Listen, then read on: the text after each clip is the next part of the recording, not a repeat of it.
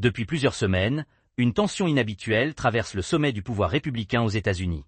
Ce qui apparaissait encore récemment comme une alliance stratégique solide entre Donald Trump et son vice-président J.D. Vance révèle désormais des fractures profondes, révélatrices d'un malaise plus large au sein du Parti républicain. Cette situation ne peut être réduite à un simple désaccord personnel ou à une divergence tactique passagère.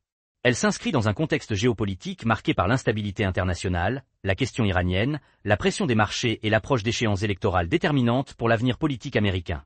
Donald Trump gouverne selon une logique de centralisation extrême du pouvoir, où la loyauté personnelle prime sur toute autre considération institutionnelle. Cette méthode, déjà observée lors de son premier mandat, tend à s'accentuer dans un environnement international plus instable et dans un climat politique intérieur plus fragmenté. J.D. Vance, initialement perçu comme un allié idéologique et un relais générationnel capable d'élargir la base trumpiste, se retrouve aujourd'hui dans une position délicate. Son image publique s'est construite autour d'un discours de retenue stratégique, de scepticisme face aux interventions militaires et d'un positionnement « America First », centré sur les priorités économiques et sociales internes. La divergence apparaît clairement lorsqu'il est question de la politique étrangère, et plus particulièrement du dossier iranien. Les déclarations parfois ambiguës de Donald Trump, mêlant menaces implicites, annonces non confirmées de contacts diplomatiques et rhétorique de fermeté, ont provoqué des inquiétudes tant à l'intérieur de l'administration que parmi les alliés internationaux des États-Unis. Dans ce contexte, J.D. Vance adopte une posture plus prudente, cherchant à souligner la nécessité d'éviter une escalade militaire aux conséquences économiques et géopolitiques difficiles à maîtriser. Cette différence d'approche ne relève pas seulement d'une divergence idéologique, mais d'un calcul politique rationnel.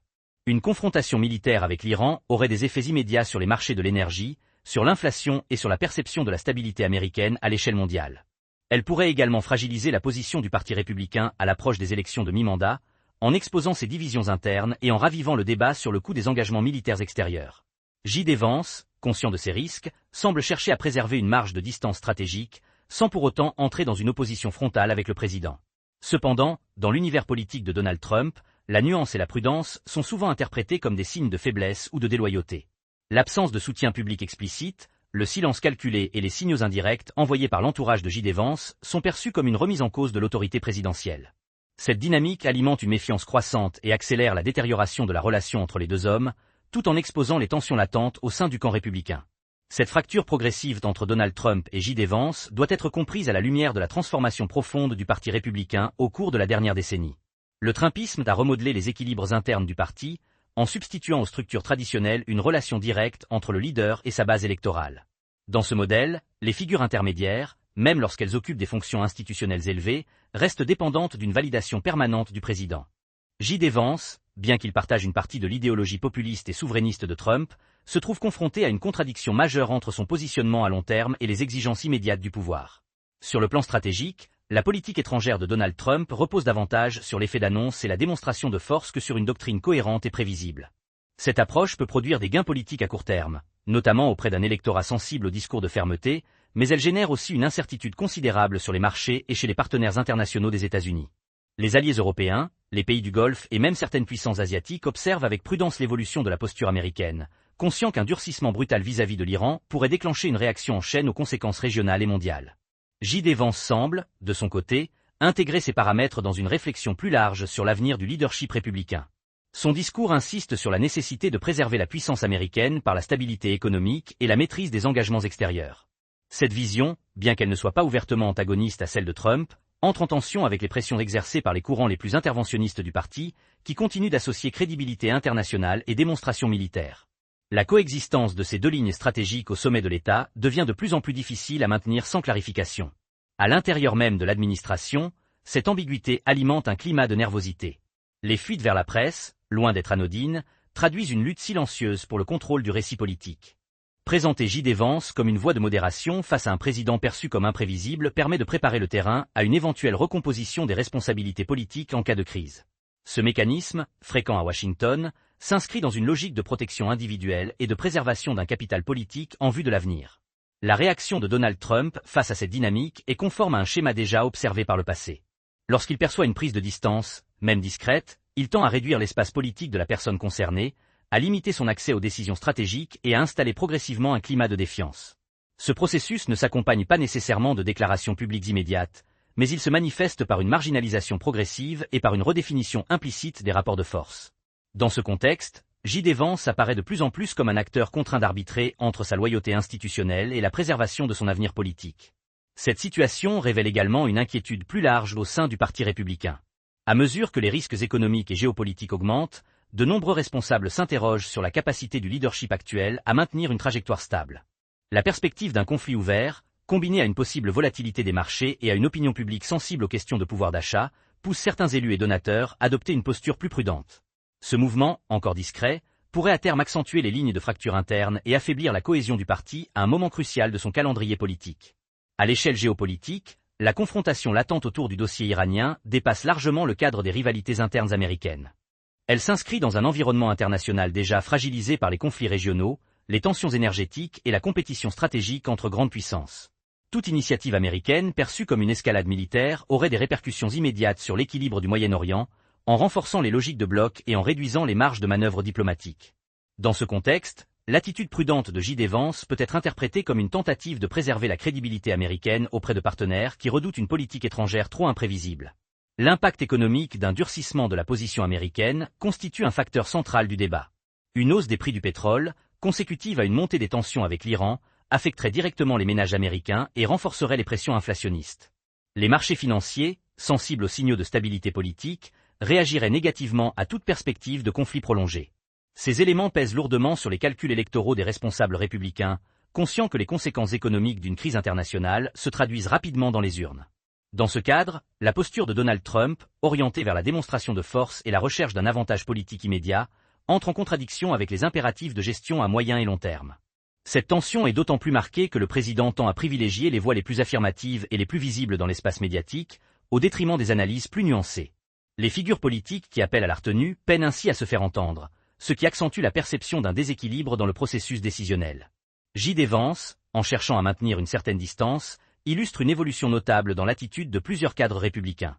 Sans rompre officiellement avec le président, il s'efforce de se positionner de manière à limiter leur exposition aux décisions potentiellement impopulaires ou risquées. Cette stratégie, fondée sur la discrétion et la gestion de l'image publique, témoigne d'une perte de confiance dans la capacité du leadership actuel à absorber seul les conséquences de ses choix. Elle révèle également une anticipation croissante d'un avenir politique où la domination de Trump pourrait être contestée ou réévaluée. La fragilisation de la relation entre le président et son vice-président a aussi une portée institutionnelle. Elle complique la coordination au sommet de l'exécutif et affaiblit la perception d'unité nécessaire à la conduite de la politique étrangère. Les partenaires internationaux observent ces signaux avec attention, car ils conditionnent leur propre stratégie vis-à-vis de Washington. Une administration perçue comme divisée est moins en mesure d'imposer ses priorités ou de convaincre ses alliés de s'engager dans des initiatives communes. À mesure que ces tensions s'accumulent, le Parti républicain se trouve confronté à un dilemme stratégique.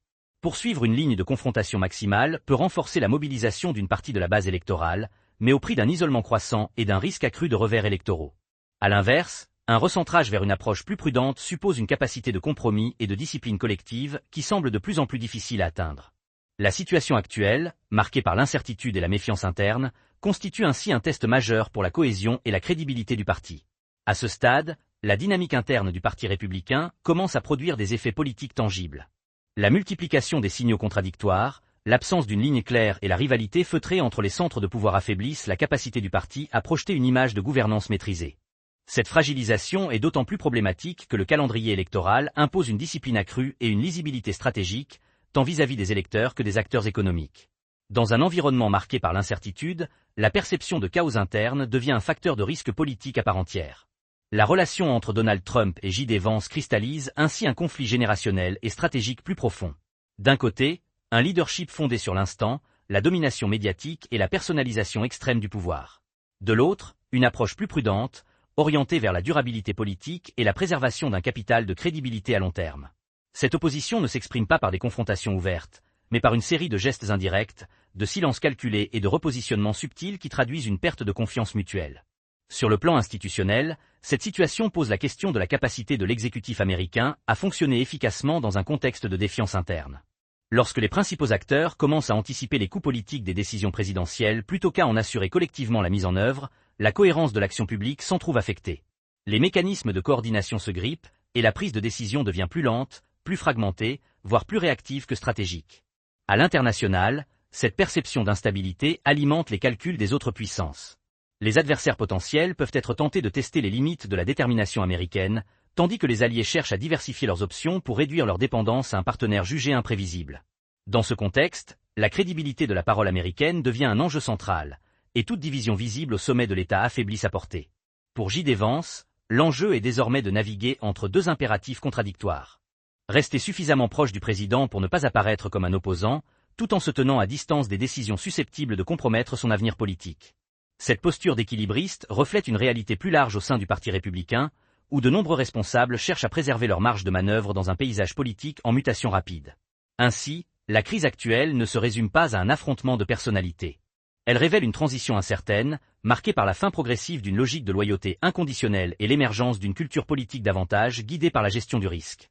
À mesure que cette transition s'approfondit, elle redéfinit les rapports de force internes et prépare le terrain à de nouvelles configurations du pouvoir républicain, dont les contours restent encore flous mais dont les effets se font déjà sentir sur la scène politique américaine. Cette évolution progressive du climat politique interne aux États-Unis s'inscrit dans un moment charnière pour le système institutionnel américain. La concentration du pouvoir autour de la figure présidentielle, combinée à une défiance croissante entre les différents pôles de décision, fragilise les mécanismes traditionnels de gouvernance. Le rôle du vice-président, historiquement conçu comme un relais de stabilité et de continuité, se transforme alors en une position exposée, où chaque prise de parole ou chaque silence peut être interprété comme un signal politique lourd de conséquences. Dans ce contexte, la stratégie de Donald Trump repose sur une logique de contrôle permanent du récit public. La marginalisation progressive de J.D. Vance, par l'absence de reconnaissance explicite et par une réduction de son rôle visible, participe à cette volonté de réaffirmer une autorité sans partage. Cette méthode, déjà appliquée à d'autres responsables politiques et administratifs par le passé, vise à rappeler que la légitimité politique émane avant tout de la relation directe entre le président et sa base électorale.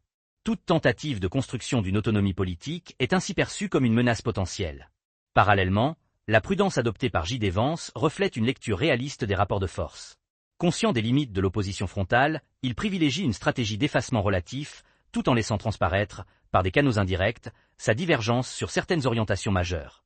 Cette approche lui permet de conserver une crédibilité auprès des électeurs et des élites économiques sensibles aux enjeux de stabilité, sans rompre ouvertement avec le pouvoir en place. Elle illustre une forme de dissociation progressive entre l'adhésion idéologique et la solidarité politique. Cette dissociation est également visible au sein du Congrès, où plusieurs élus républicains adoptent des positions de plus en plus nuancées sur les questions de politique étrangère et économique. La crainte d'un choc exogène, qu'il soit militaire ou financier, pousse certains responsables à plaider pour une gestion plus mesurée des crises internationales. Ces voix, encore minoritaires dans l'espace médiatique, traduisent néanmoins un malaise croissant face à une stratégie perçue comme risquée et difficilement soutenable à long terme. À l'échelle globale, cette situation contribue à renforcer l'image d'un leadership américain en transition. Les partenaires internationaux, tout en continuant de coopérer avec Washington, ajustent leurs attentes et développent des stratégies alternatives pour limiter les effets d'une éventuelle volatilité américaine. Cette adaptation progressive témoigne d'une perte relative de prévisibilité, qui affaiblit la capacité des États-Unis à structurer durablement l'ordre international autour de leurs priorités. Ainsi, la relation tendue entre Donald Trump et J.D. Vance devient le symptôme d'un déséquilibre plus large, où l'exercice du pouvoir se heurte aux contraintes de la complexité géopolitique contemporaine. Elle met en lumière les difficultés d'un modèle de gouvernance fondé sur la personnalisation extrême, confronté à des enjeux globaux qui exigent coordination, continuité et confiance mutuelle entre les acteurs institutionnels. À mesure que cette configuration s'installe, le coût politique de l'incertitude devient de plus en plus visible. Les marchés financiers, les acteurs industriels et les réseaux de financement politique réagissent moins aux déclarations spectaculaires qu'à la cohérence perçue de l'action gouvernementale. Une administration traversée par des tensions internes persistantes inspire moins de confiance, ce qui se traduit par une prudence accrue des investisseurs et par une nervosité des milieux économiques. Cette réalité pèse indirectement sur les choix stratégiques du Parti républicain, qui doit composer avec les attentes de ses soutiens financiers tout en maintenant l'adhésion de sa base électorale. Dans ce contexte, la figure de J.D. Vance apparaît comme un indicateur avancé des ajustements en cours. Son attitude mesurée et sa volonté de ne pas s'exposer frontalement aux décisions controversées signalent une prise de conscience plus large des risques associés à une polarisation excessive. Cette posture, loin d'être isolée, s'inscrit dans une dynamique où plusieurs responsables cherchent à préserver leur crédibilité institutionnelle en vue d'un avenir politique incertain. Elle traduit une transition silencieuse, marquée par le passage d'une loyauté inconditionnelle à une logique de survie politique rationnelle. Donald Trump, fidèle à son style, répond à cette évolution par une intensification de la pression symbolique. Le recours à l'exclusion tacite, à la mise à l'écart progressive et à la redistribution des rôles au profit de figures perçues comme plus affirmatives vise à rétablir un rapport de force clair. Toutefois, cette stratégie comporte un risque majeur. Elle peut accélérer le processus de fragmentation interne en poussant les acteurs les plus prudents à se replier davantage, voire à préparer des scénarios alternatifs pour l'après-Trump. Sur le plan international, cette dynamique interne affaiblit la capacité des États-Unis à projeter une vision stratégique cohérente. Les négociations diplomatiques, qu'elles concernent le Moyen-Orient, l'énergie ou la sécurité collective, reposent sur la crédibilité et la continuité des engagements. Lorsque les partenaires perçoivent une instabilité au sommet de l'État, ils adaptent leur comportement en conséquence, en réduisant leur exposition ou en cherchant des garanties supplémentaires. Cette perte de fluidité diplomatique a des répercussions durables sur la position américaine dans le système international. La tension entre le court terme et le long terme constitue ainsi le cœur du dilemme actuel. Donald Trump privilégie l'impact immédiat et la démonstration de force, tandis que J.D. Vance incarne une approche plus prudente, soucieuse des conséquences différées des choix politiques. Cette divergence, loin d'être anecdotique, reflète une opposition structurelle entre deux visions du pouvoir et de la responsabilité politique. Elle met en évidence les limites d'un leadership fondé sur la personnalisation extrême dans un monde marqué par l'interdépendance et la complexité. À ce stade, le Parti républicain se trouve à la croisée des chemins. La persistance de ces tensions internes pourrait conduire à une recomposition progressive des équilibres, où la capacité à gérer le risque et à préserver la stabilité deviendrait un critère central de légitimité politique. La trajectoire de J.D. Vance, observée avec attention par de nombreux acteurs, pourrait alors servir de référence pour d'autres responsables cherchant à concilier fidélité apparente et prudence stratégique. Cette phase avancée de la crise interne républicaine met en lumière une transformation plus profonde du rapport au pouvoir au sein du parti. L'autorité de Donald Trump, longtemps fondée sur la perception d'une invincibilité politique et électorale, commence à être évaluée à l'aune de son coût réel. Tant que son leadership apparaissait comme la voie la plus sûre vers la victoire, les tensions internes restaient contenues. Mais à mesure que les risques économiques, diplomatiques et électoraux s'accumulent, la question n'est plus seulement de savoir comment soutenir le président, mais jusqu'où il est raisonnable de l'accompagner. J.D. Vance incarne cette inflexion silencieuse. Sans remettre en cause ouvertement la légitimité de Trump, il agit comme un acteur qui anticipe l'après, conscient que la survie politique passe par la capacité à se distinguer au moment opportun. Cette attitude, autrefois marginale dans l'univers trumpiste, gagne progressivement du terrain. Elle traduit une perte de confiance dans la promesse implicite, selon laquelle la loyauté serait toujours récompensée. Au contraire, l'expérience passée a montré que la proximité avec le pouvoir peut rapidement se transformer en vulnérabilité lorsque les décisions controversées produisent leurs effets négatifs. Cette évolution modifie également la dynamique des alliances internes. Les figures les plus affirmatives, souvent favorables à une ligne dure en politique étrangère, conservent une visibilité médiatique importante, mais leur influence réelle dépend de plus en plus de la capacité du président à maintenir une cohésion minimale. Dans un climat de fragmentation, l'excès de radicalité peut devenir un handicap, en isolant davantage le parti d'un électorat modéré sensible aux questions de stabilité et de prospérité économique. Au niveau institutionnel, la multiplication des stratégies individuelles affaiblit la discipline collective. Les responsables politiques, en cherchant à limiter leur exposition personnelle, contribuent involontairement à un climat de méfiance généralisé. Cette situation complique la gouvernance et réduit la capacité du pouvoir exécutif à imposer des choix clairs et durables. Elle renforce également le rôle des médias comme espace de régulation indirecte, où les fuites et les récits concurrents remplacent le débat politique structuré. Dans ce contexte, la trajectoire du Parti républicain apparaît de plus en plus incertaine. La tension entre un leadership centralisé et des ambitions individuelles divergentes crée un déséquilibre difficile à résorber. Si cette dynamique se prolonge, elle pourrait conduire à une redéfinition du rapport de force interne, où la peur des conséquences futures l'emporterait sur la fidélité au pouvoir présent. J.D. Vance, en choisissant une posture de retrait relatif, anticipe ce basculement et cherche à préserver sa capacité d'action dans un paysage politique en recomposition. À l'issue de cette séquence, la relation entre Donald Trump et J.D. Vance apparaît comme le révélateur d'un moment de bascule plus large pour le Parti républicain et au-delà, pour la gouvernance américaine. Ce qui se joue n'est pas seulement un différend entre deux figures du pouvoir, mais une redéfinition progressive des règles implicites qui ont structuré le trumpisme. La loyauté, autrefois perçue comme une garantie de protection politique, se transforme en un pari risqué face à l'accumulation des crises et à l'imprévisibilité des décisions. Le glissement observé vers des stratégies de mise à distance contrôlées traduit une adaptation rationnelle à un environnement devenu instable. J.D. Vance n'est ni un dissident déclaré ni un opposant assumé, mais un acteur qui cherche à préserver sa crédibilité dans un contexte où l'autorité présidentielle ne suffit plus à absorber l'ensemble des coups politiques. Cette posture, en apparence prudente, signale un changement profond dans la psychologie collective du parti, où la peur des conséquences futures commence à l'emporter sur l'attrait du pouvoir immédiat. Sur le plan géopolitique, cette évolution affaiblit la capacité des États-Unis à projeter une vision cohérente et durable. Une administration perçue comme fragmentée perd en efficacité stratégique, car ses engagements sont interprétés à travers le prisme de ses divisions internes. Les partenaires internationaux, tout comme les adversaires potentiels, ajustent leurs calculs en conséquence, ce qui réduit la marge de manœuvre américaine dans la gestion des crises globales. À l'intérieur du pays, cette dynamique nourrit un climat de